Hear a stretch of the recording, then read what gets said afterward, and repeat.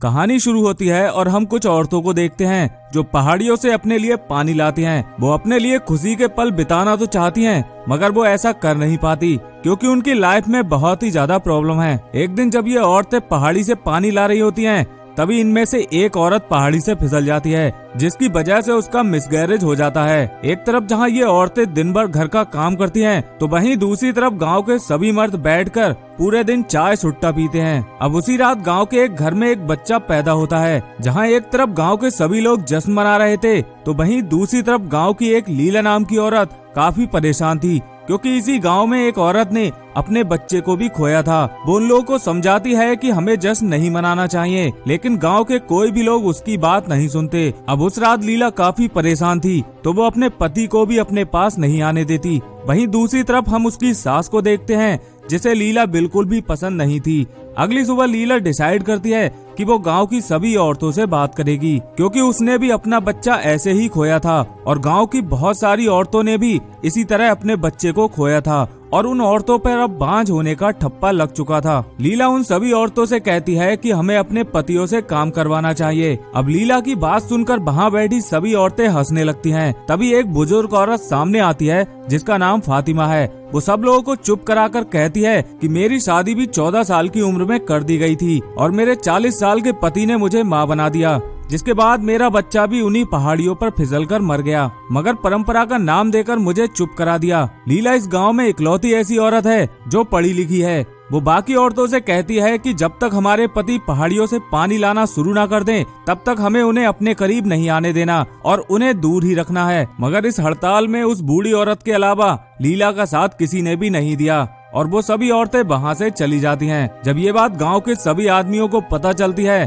तो वो लोग इन औरतों का मजाक बनाते हैं, सिवाय लीला के पति सामी के। उधर फातिमा सामी से कहती है कि तुम्हें लीला जैसी चुड़ैल को छोड़ देना चाहिए और किसी दूसरी लड़की से शादी कर लेनी चाहिए, मगर सामी इस बात पर तैयार नहीं होता और वो रात को अपनी पत्नी से कहता है कि तुम वाकई में क्रांतिकारी हो और तुम्हें ये लड़ाई लड़ने का पूरा हक है। अब जहाँ एक तरफ लीला की लड़ाई गांव के लोगों को सबक सिखाकर गांव की तरक्की करने की थी, तो वहीं दूसरी तरफ सामी गांव की लड़कियों को पढ़ाने की कोशिश करता है, मगर गांव का कोई भी आदमी अपनी बेटियों पर पैसा खर्च करने को तैयार नहीं था। इस गांव के इमाम का मानना था कि औरतों को हमेशा आदमियों के पीछे रहना चाहिए। ये गांव एक टूरिस्ट गांव था, जहां पर बहुत सारे टूरिस्ट आते थे। तभी एक दिन गांव की औरतें इन टूरिस्ट को अपने डांस से एंटरटेन करती हैं। ये देखकर सामी काफी खुश था, मगर गांव के सभी लोग इस बात से शर्मिंदा होने लगते हैं। अब धीरे धीरे गांव की सभी औरतें इस हड़ताल में शामिल होने लगीं, मगर इन लोगों के लिए ये इतना आसान नहीं था,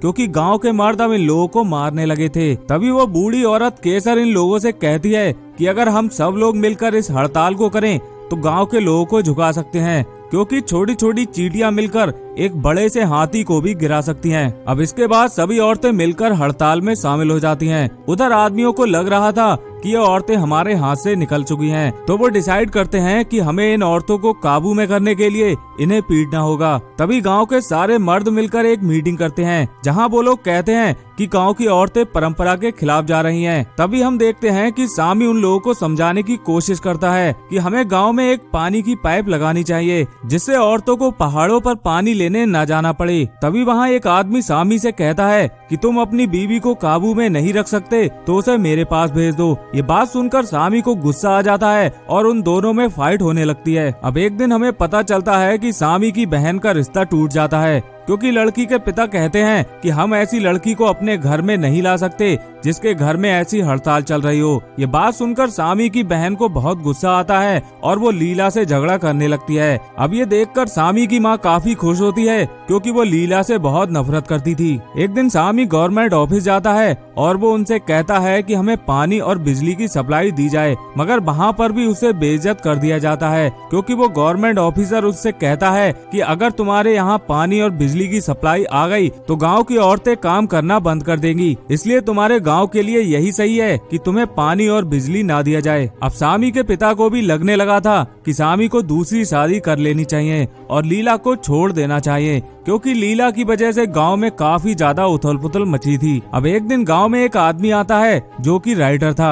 वो एक करीम नाम के आदमी के घर पर आकर रुकता है। करीम उससे कहता है कि तुम गांव की औरतों के बारे में कुछ लिखो ताकि यहाँ की परेशानी लोगों को पता चले, मगर वो राइटर सिर्फ कीड़ों के बारे में लिखना चाहता था। ये सुनकर करीम को बहुत गुस्सा आता है और वो मन ही मन सोचता है कि गांव की औरतों की परेशानी तो कुछ है ही नहीं। यहाँ पर किसी को भी ये नहीं पता था कि वो राइटर लीला से मिलने आया है। एक दिन वो बूढ़ी औरत लीला से कहती है कि तुम्हें उस राइटर से मिलना चाहिए जिसका नाम सोहेल है। वो पहाड़ियों पर सोहेल से मिलने जाती है, मगर उसे देखकर वो उसकी मदद लेने से इनकार कर देती है और उससे कहती है कि तुम हमेशा मुझसे दूर रहना। अब एक दिन सामी के पिता लीला को अपने पास बुलाते हैं और उसे बैठाकर बताते हैं कि तुम्हें गांव के मर्दों से लड़ना नहीं चाहिए, क्योंकि गांव के मर्द अपने परिवार को सिर्फ सुरक्षित रखना चाहते हैं और हर रोज काम ढूंढते हैं। इस बात का जवाब लीला देती है, मगर सामी के पिता कुछ भी नहीं बोल पाते। अब एक दिन सामी को स्कूल से निकालने की धमकी दी जाती है और वहाँ का प्रिंसिपल सामी से कहता है कि तुम अपनी पत्नी के गुलाम हो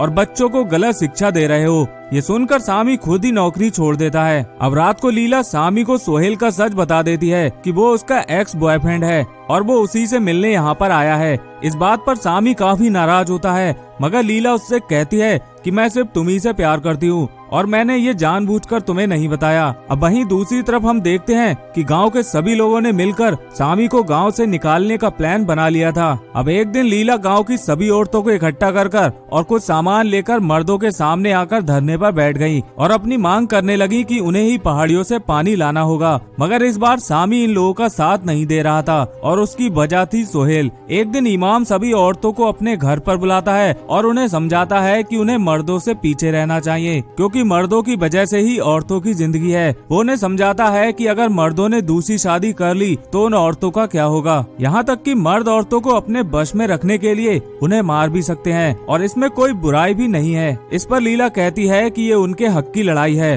और वो पीछे बिल्कुल भी नहीं हटेंगी। दूसरी तरफ सामी सोहेल को धमकाने जाता है और उससे पूछता है कि तुम यहाँ पर क्यों आए हो। इस पर सोहेल कहता है कि मैं यहाँ पर इसलिए आया था कि लीला मुझे अपना लेगी, मगर वो सिर्फ तुमसे प्यार करती है। ये सुनकर सामी को बहुत पछतावा होता है और वो शाम को पहाड़ियों पर पानी लेने के लिए जाता है। ये देखकर लीला काफी खुश होती है। तभी हम देखते हैं कि केसर का बेटा इमाम बनना चाहता था, जो काफी टाइम बाद बाहर से लौट कर आया था। वो अपनी माँ से कहता है कि सभी औरतों को बुरखे में रहना चाहिए। ये सुनकर केसर उसे एक थप्पड़ मारती है और उसे समझाती है कि औरतें अब आजाद हैं और उन्हें कोई भी कैद नहीं कर सकता। इधर सामी लीला से कहता है कि तुम्हें इस लड़ाई को अब रोक देना चाहिए, जिस पर लीला कहती है कि ये लड़ाई सदियों से चली आ रही है और वो बस इतना चाहती है कि औरतें हमेशा आजाद रहें। अब एक दिन गांव में मेला होने वाला था, जिसमें गांव की सभी औरतें जाने वाली थी। वहीं दूसरी तरफ हम गांव के मर्दों को देखते हैं जो इन्हें मेले में आने से रोकने के लिए तरकीबें सोच रहे थे। तभी वो डाकुओं को कुछ पैसे देते हैं और ये डाकू उन औरतों को अपने कब्जे में ले लेते हैं, जिसके बाद गाँव के सभी मर्द मेले में बेफिक्र होकर नाचने लगते हैं। इस मेले में सामी ने सोहेल को भी बुलाया था। अब थोड़ी देर बाद गांव की वो सभी औरतें उस मेले में आ जाती हैं